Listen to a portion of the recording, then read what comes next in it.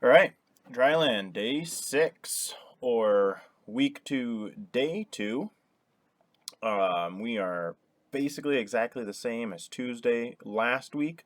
Only difference is we are going through cluster 1 twice with a 2-minute rest. And then again, just like yesterday, our isometric holds we're going for 8 seconds instead of 5 seconds. We are adding in an alternating high-low plank that we're supersetting with our streamline hold. And then for our finisher, we are doing a 3-minute finisher. Okay, so here you are. You got your alternating high-low planks. We're going, of course, we're supersetting those with the streamline holds. You're going for 30 seconds on each round of that. And then our 3-minute finisher, you're just doing once. It is 3 minutes straight. We'll talk more about that when we get there. So here we are starting with your high-low planks. Doesn't matter if you want to start up or down, but you're going to be switching in between your low plank and your high plank, obviously, name. So you're going down to your elbows and then walking it up to your hands.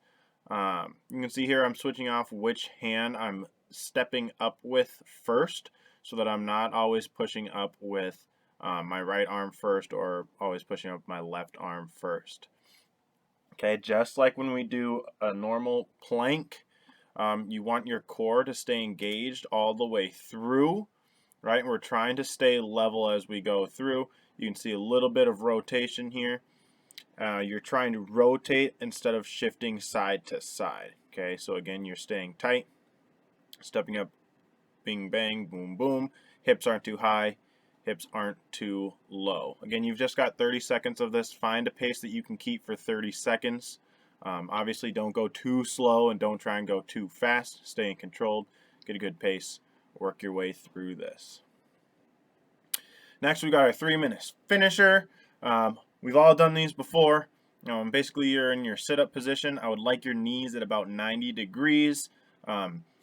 I am using a chair. I've got my toes wedged under the bottom of a chair here. That's helping me stay stable. If you want to get your brother, sister, parents, whoever is at home with you to hold your feet, you can do that too. But just get something to put some pressure on your feet so you help you stay in position. Again, we're leaning back. We've got our palms right above our knees. They're not grabbing our knees. We're using our core to stay strong. Notice my shoulders are set back. They're not rounding forward, reaching forward. Okay. Big thing is keeping your knees at 90 here. If your knees or if your butt gets too close to your heels, what's going to happen is you're going to be basically laying down on the ground and putting your palms above your knees, and that's going to be too easy. And then if your butt is too far, you're going to be sitting up too high. Okay, and you're not going to get enough work in. Of course, we're holding that for 45 seconds. And then after 45 seconds, you have 15 seconds to do 10 sit-ups. Okay, so you're 45 seconds of holding, 15 seconds of 10 sit-ups. That's 1 minute. Of course, you go through 3 times. So for those of you, if my Richfield math is correct, that is 1 sit-up every second and a half.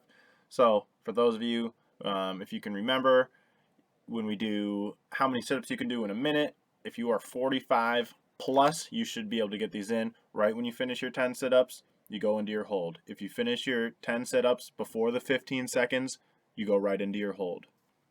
Okay. Again, you can see here, legs are about at 90, palms are right above my knees. Okay, shoulders are back, got a nice flat back. Holding steady, breathing. Okay. Again, palms above your knees. If it's your fingertips, again, you might be leaning too far back, making it easier. If it's your wrists, too far forward, not getting enough lean back. And then we go straight here into our sit-ups. Okay. Do not cheat yourself on this. Get the work in.